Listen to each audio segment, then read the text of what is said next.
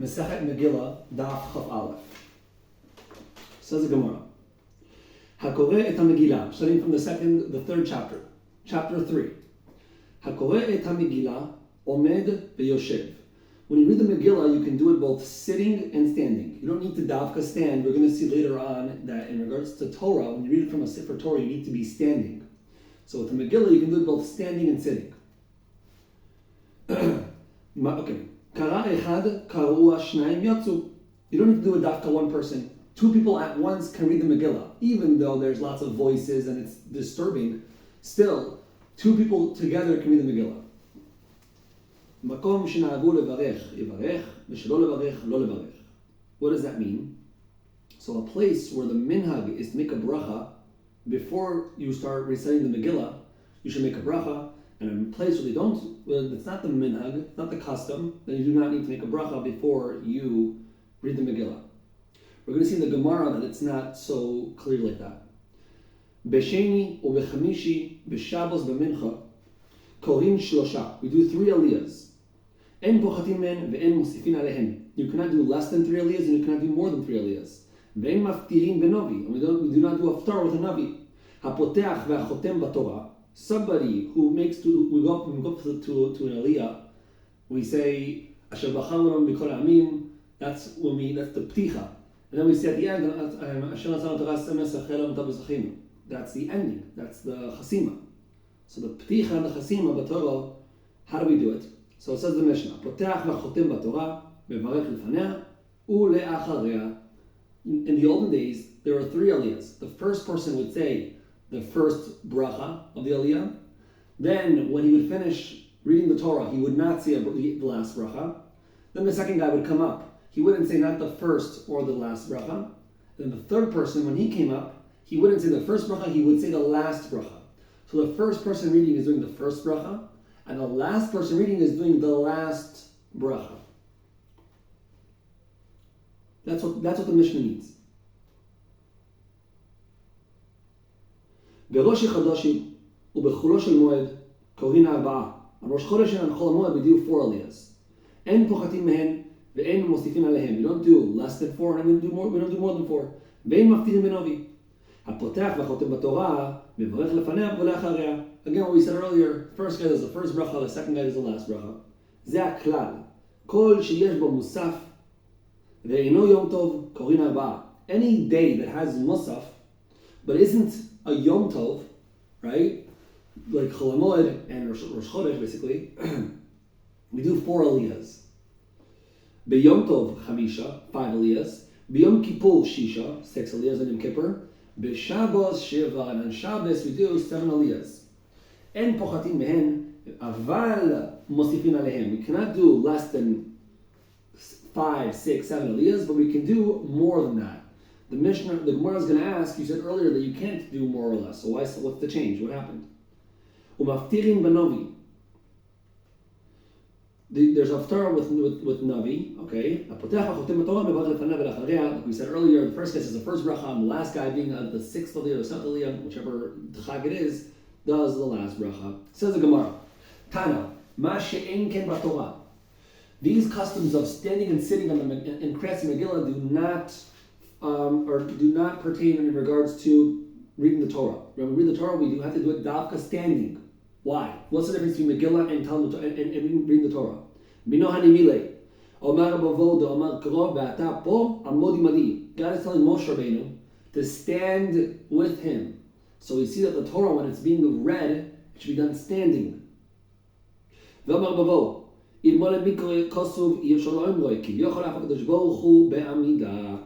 Because in the verse it says that Moshe Rabbeinu should stand with God. That means that God, Hashem, is standing as well. How's that possible? How does Hashem stand? What is he has legs, he has feet. So we see it's a very problematic verse.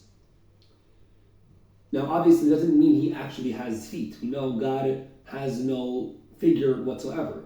In the Zohar, it's mentioned that he has actions, his qualities come across to us with limits, with boundaries. But again, his actions, not his essence, and even his actions, they themselves do not have any limits. The way they're perceived by us humans have limits. It's further mentioned in the book of the Ramchal Das Tvunos.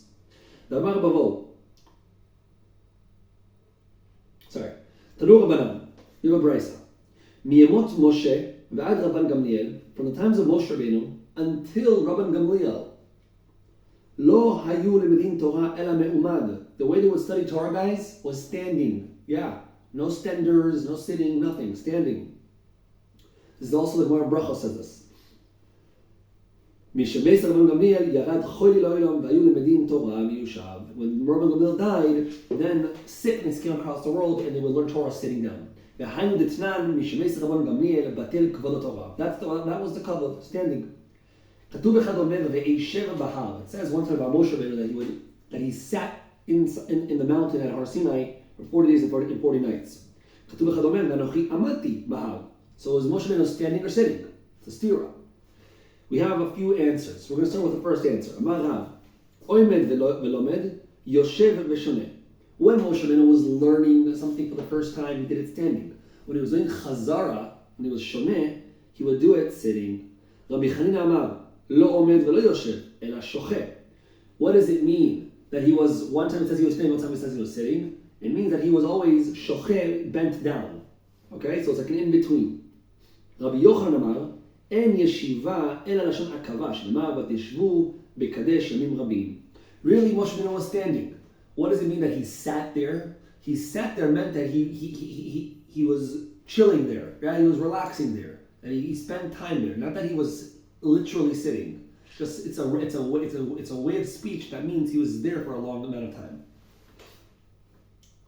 Okay, let's continue. Rav Omar rakois me'umod v'koshes me'yushav. Rava says the easy halachas he would do standing. The hard halachas he would do sitting.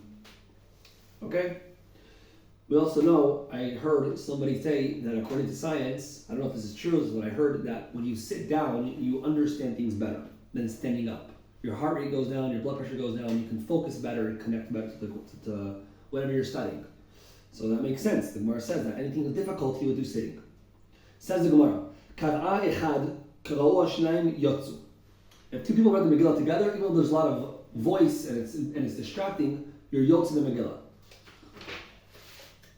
Tana, says the Gemara, Ma she'en ken b'Torah.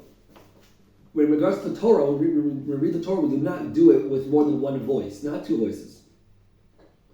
Tanu Rabbanon, b'Torah echad koreh ve'echad metargem. One guy reads the Torah, and then a second guy does the Targum and explains the Torah to the people. Usually the Targum is referenced towards Amaritzes or women, because both of those people, groups of people, do not study Torah. It's because they don't study Torah, we need them to really understand the Torah reading, because there's a lot of mitzvahs in the Torah, right? So it's very important, that's how we do Targum. So one person reads and one person does Targum, okay? Two people cannot do Targum together because it's confusing. Two voices is confusing. But when we're reading Navi, Tanakh, then two people can do Targum because it's stories. So whatever, okay, worst case scenario, they missed something, whatever. It's not mitzvahs. ובלבד שלא יהיו שניים קוראים ושניים מתרגמים. ובהלל ובמגילה אפילו 10 קוראים ו10 מתרגמים. My time. Why in the Megillah and Hallel can we do 10 readers and 10 Targums? Isn't that very confusing? Answer the Gemara, Kevon de Chaviva, Yahavi Datai B'Shamei. Since it's Chaviv, it's important to the person reading, yes? Our first Auschwitz was on Purim. And Hallel also is always, it's a times of threats, usually when we say Hallel. So we're going to be listening, it's Chaviv, and therefore people are going to be focused even though there's many voices. מקום שנהגו לברך יברך. אמר אביי, לא ישנו אלא לאחריה. Says Abaye, the Mishnah, when it said that there's a custom to say a bracha in the Megillah or not to say a bracha, it was referring towards the end, la'achareh. After you finished reading the Megillah, then you say a bracha. So there's a machlokas whether we say the bracha or we don't say a bracha after reading the Megillah. Ava lefanea, but before the Megillah, mitzvah levarech. Of course we say a bracha before we read the Megillah. The Amar Rav Yehuda Amarav Omar Shmuel. This is a very famous Gemara, guys. You'll see this many times in the Gemara. Kol ha-mitzvot kulan mevarech alein over l'asiyatan.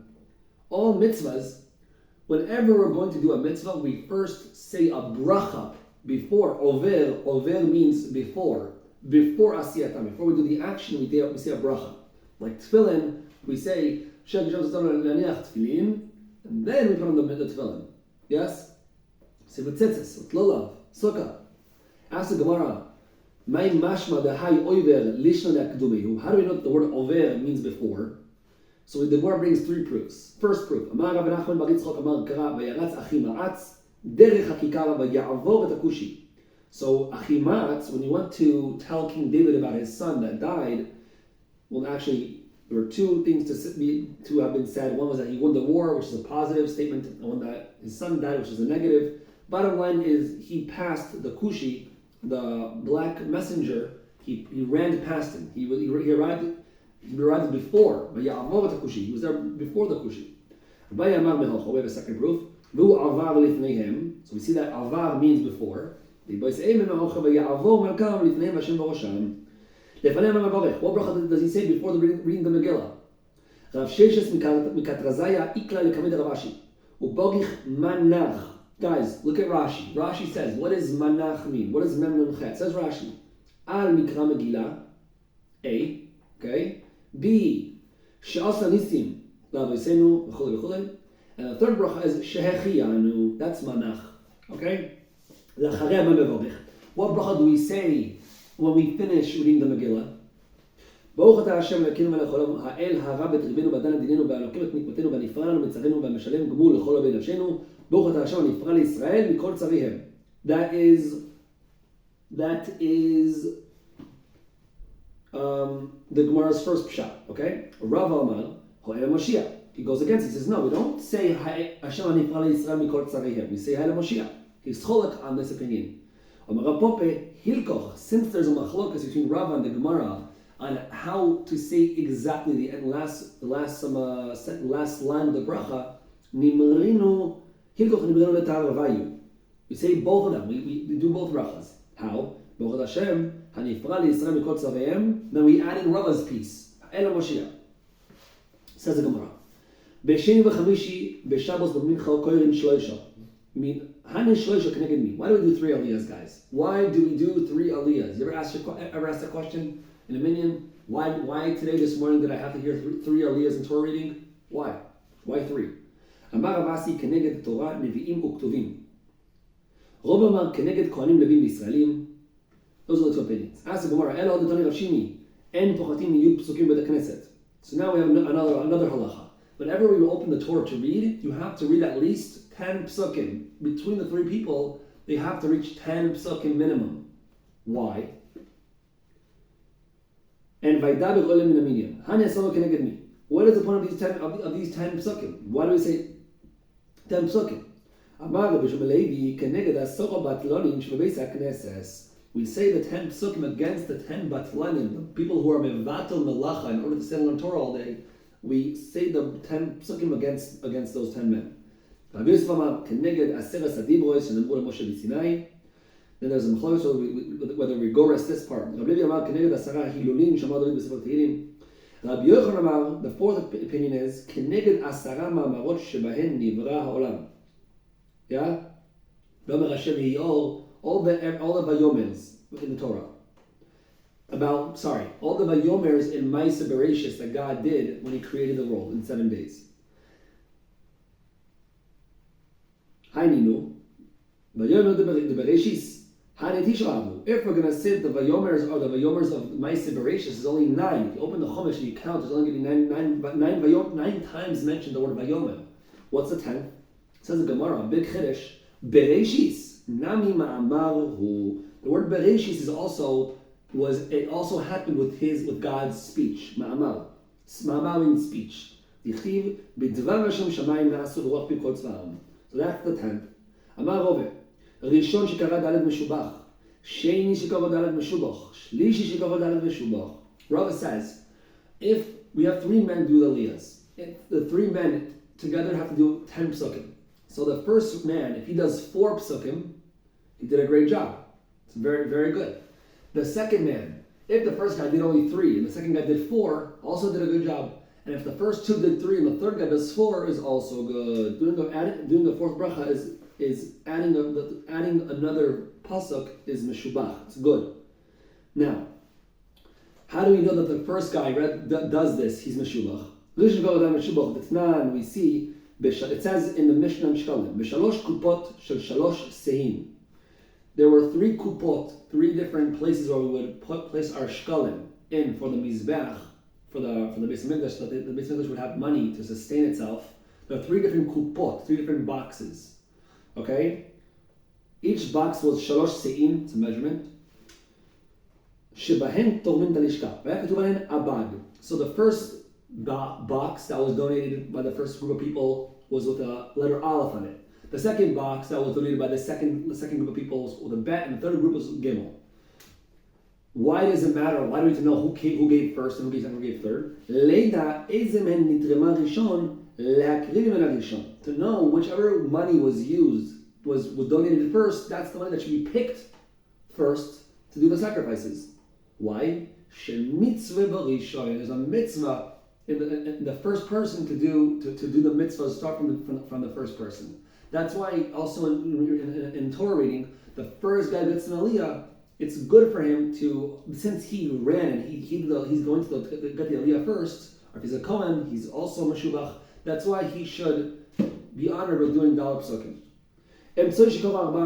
Also the middleman, is Meshubach. Why? The Tanya. And Mul Pnei HaMenorah Ya'iru. It says in regards to the menorah, in Parshas Truma, that we have the menorah is the middle candle, and then it has 3 legs to the right and 3 legs to the left. So these legs, they have to point to the fire towards the main fire. This is Gemara, Masechet Menachos, and Yuma. This is what you need to do. So we see that everybody is facing the middle candle. This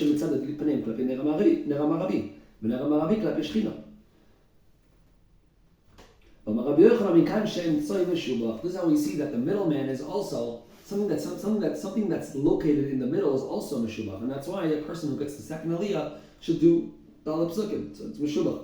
The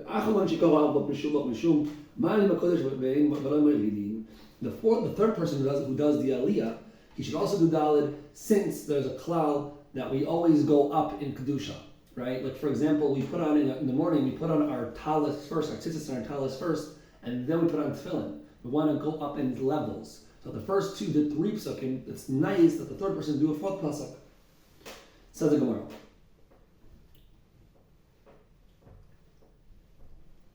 Okay. Next piece.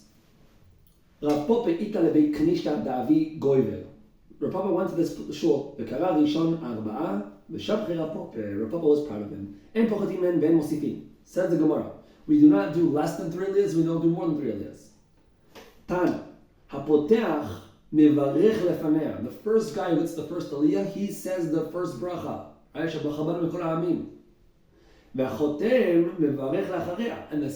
the last guy does the last bracha. But nowadays, we don't do this. Nowadays, everybody, the first guy does both the first bracha and the last bracha. The second guy does the first bracha and the last bracha. And the third guy does the first bracha and the last bracha. Why? What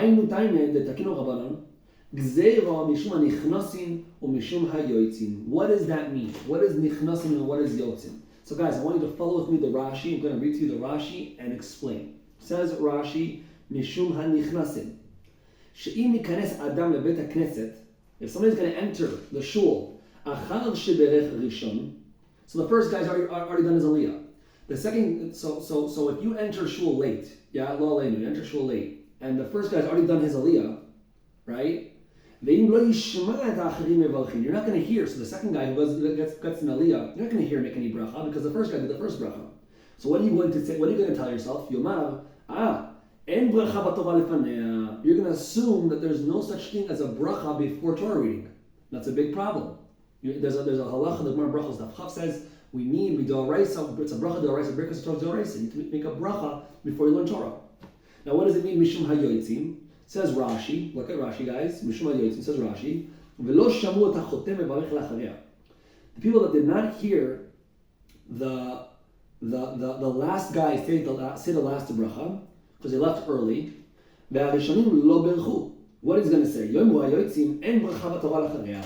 So the person that left early shul, he's not going to hear the last bracha, so he's not going to know that it exists. He's going to think there's no such thing as saying a bracha at the end of Torah. That's why the rabbis are metakin that we say a bracha at every guy gets an aliyah says a bracha before and after. This is the end of Masechet Megillah, Daf Chaf Aleph.